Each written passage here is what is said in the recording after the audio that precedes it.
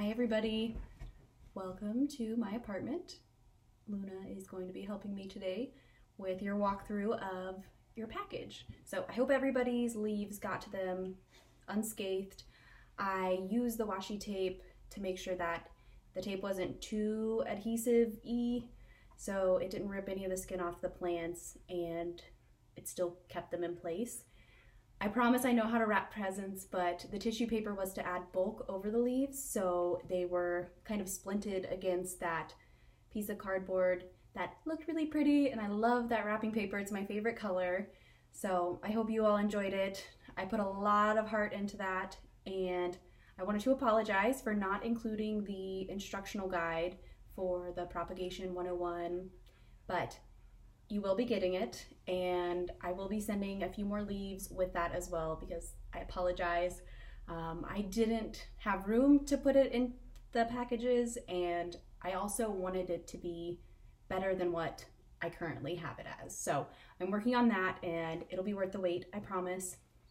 So let's get started.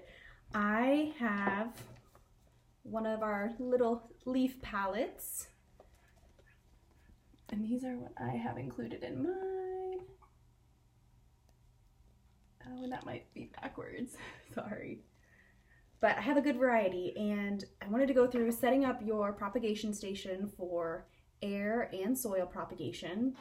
And I was feeling nostalgic. I wanted to send you an egg carton, but they would be really hard to ship as far as taking up space, and I didn't want the egg carton itself to get crushed if it were squished by another box. So I came up with this idea. I was talking to my husband about it. I'm like, I want a collapsible egg carton. Hold on, let me make sure this is still on. There we go.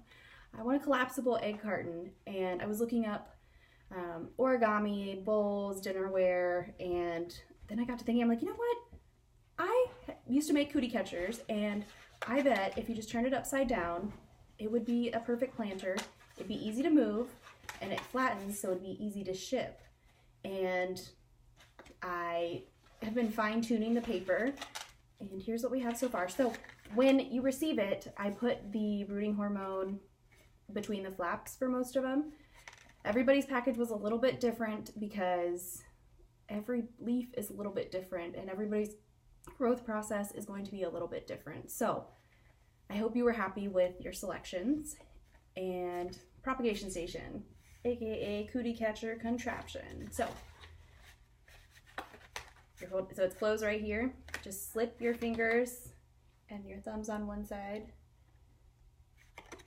and then you'll want to kind of work it and push it together like this. I mean, you can give it a few test cootie catches like you do with tongs, just to make sure they're still working.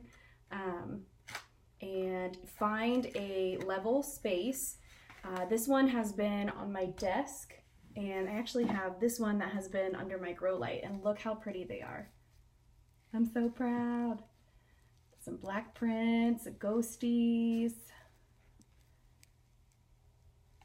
And these ones were transitioned from soil propagation.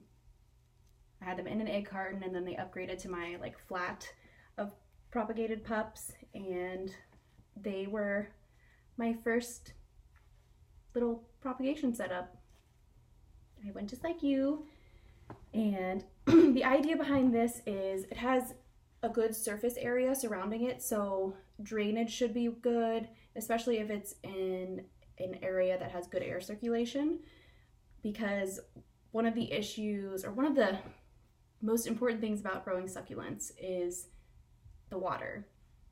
So you don't want your succulents to be sitting soggy for too long. You want them to be in well-draining soil and in a well-draining container. And this is the perfect way to start, because with an egg carton, which this is supposed to mimic an egg carton, you don't really have to worry about over-watering, or you have to worry about it less, because the soil will absorb the water, and then if it's well-draining soil, the water will evaporate quickly. So it will never be sitting soggy, and that's what you need. So again, cootie catch, boop, flat, and then you stick your phalanges up in there and turn it upside down. And pro tip, just want to make sure this is staying on. Pro tip, you can put this in a muffin tin and it makes adding soil to it less messy. But first, let's take these leaves off. So just gently remove them. And I haven't propagated this Echeveria Arctic ice yet, so we will see how that goes. And I will be trying water and soil propagation with that one. So let's do this. So I have my little water propagation set up, and if you're interested in water propagation, all you need is a piece of cling wrap, a glass or jar filled with water up until, like, leaving a space of about an inch from the top. And mine has a dog hair in it because I have dog hair all over my things. And you'll need a hair tie as well to secure it, which I don't have right now. So let me go grab one, just a minute.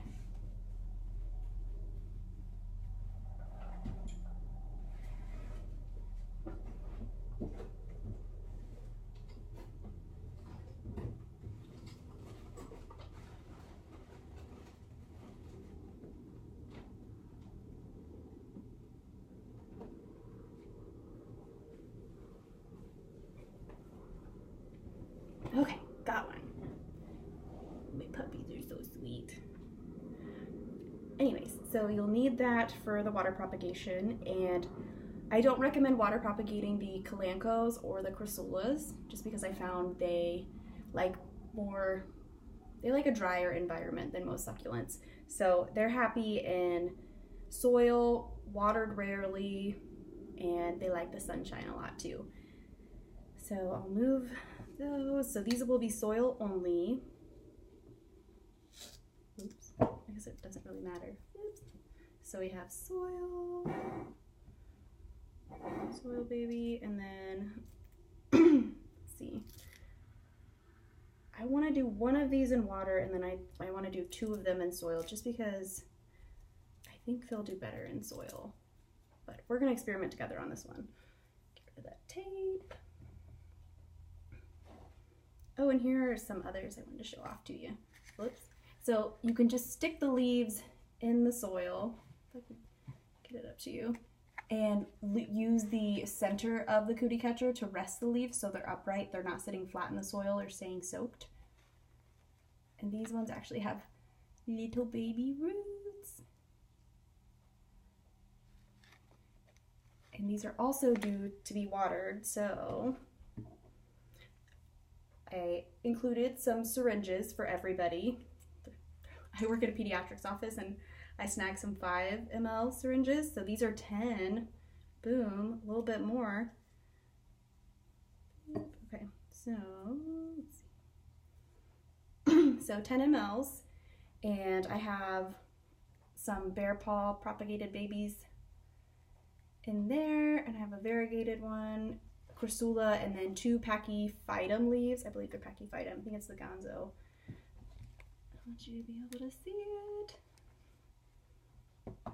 And let's keep that one over there. So 10 mLs.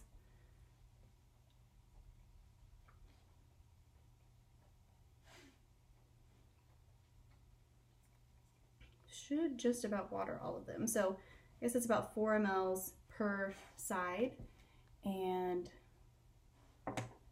let them rest. These ones needed watered. I recommend waiting 5 days before the initial watering after you move them to soil. So here's what I mean. Here we go.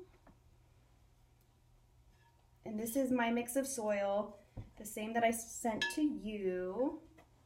Actually, what am I doing? I could use one of the most adorable little bags of soil ever. I was so proud of these. I'm like, they are so cute. I'd never call a bag of dirt cute. Okay, and they make propagating easy. So muffin tin, soil, dump it.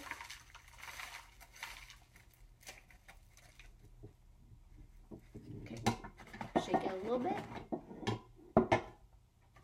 And then you can kind of move it around a little bit. So this will be enough to start out. just one bag. And I would move more over there. Let me get my little shovel. You could also use a spoon or fork, preferably a spoon when you're starting with soil like this. I'm just gonna clean it up a little bit. Okay. Done. And now all you do is take your leaves like this and just stick them in the soil. So ends go in the soil. You can prop the leaves up with the center of the cootie catcher, just like that. And same with my little striped bear claw baby. I'm gonna stick his callused end in the soil, and you have to figure, I pulled these leaves exactly a week ago today, so they are perfect, ready to go for propagation. And I'm gonna move those just a little bit. And we also have on this palette, let's see, a Graptovaria bella. This is really pretty. The ends look perfect. Leaf should feel supple, healthy. Some of them might be a little bit scarred because they've been transported, and I don't know what the conditions are where you are, but hopefully they're healthy. Like these have some little scars on them, but the leaf feels healthy. So we're gonna do one in soil, and then we're gonna do one in the water, but we'll set that up at the same time. Now we have, ooh, a cubic frost. This was one of them. Well, most of these are from the set I got at Home Depot when I did that live, and they're so healthy. I had so many leaves like healthily detached from that plant, which I was excited about. There.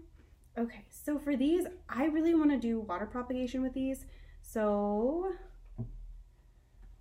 I'm gonna put the two over here in the water, and this one's gonna go in soil. So just toss it in.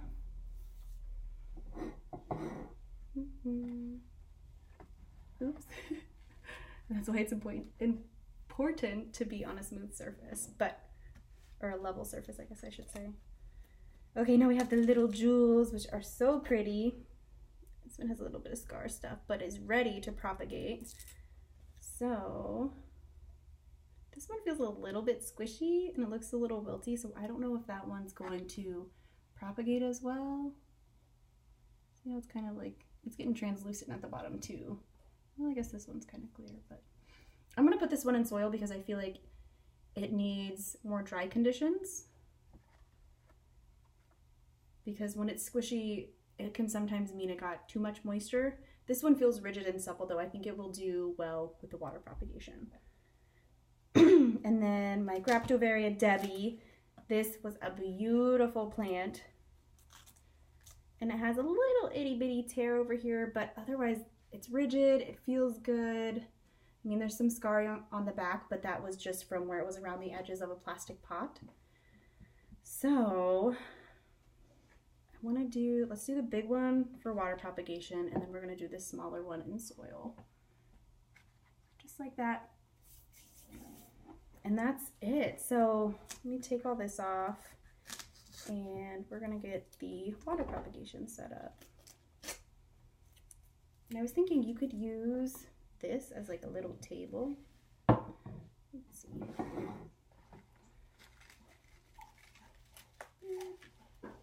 Just like that. Just fix those ends and put these in a windowsill with indirect sunlight.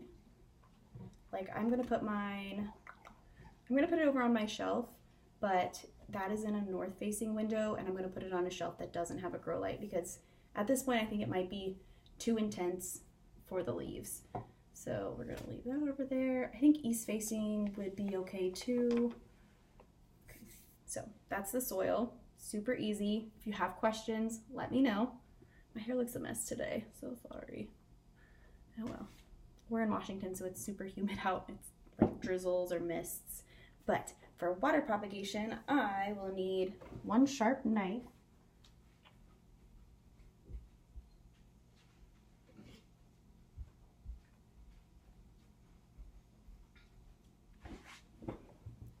And I have my water with an inch of space from the top. Hi, Tony. Hi. What's up? Wanna say hi? She's such a diva. Old lady. Okay, so I'll put that down like that. Pull it taut and take your hair tie. Luna says hi, everybody. And we're gonna wrap it. Maybe. There we go. This one should be good. And pull it to make adjustments. Ta-da. So nice, even surface.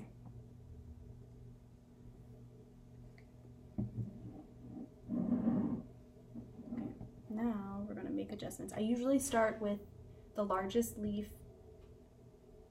first and at the very top. So at your 12 o'clock, you'll make a poke. Actually, let's move it forward a little bit. There we go.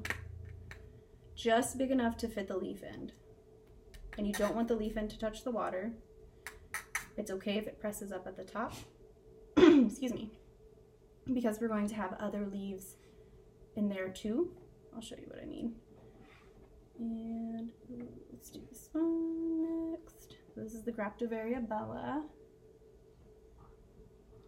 Ready to go. So at one, Luna says hi. She's so sassy. Oh my goodness. Okay, so put that in there. Good.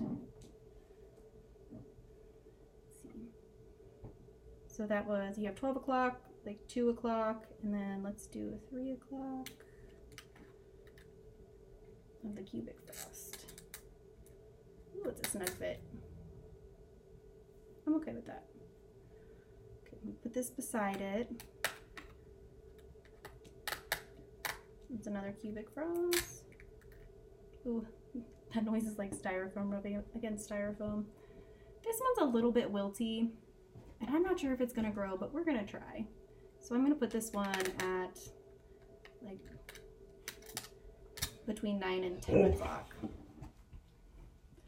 And we're gonna do a little jewel at 9 o'clock.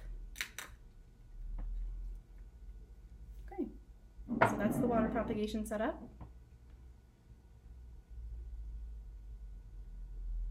And this is the soil.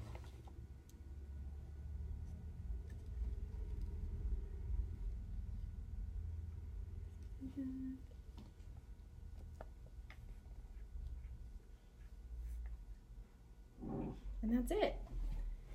And for the soil, wait 5 to 7 days before watering and about 4 mLs per little soil space. Let me know if you have questions, and I will talk to you later.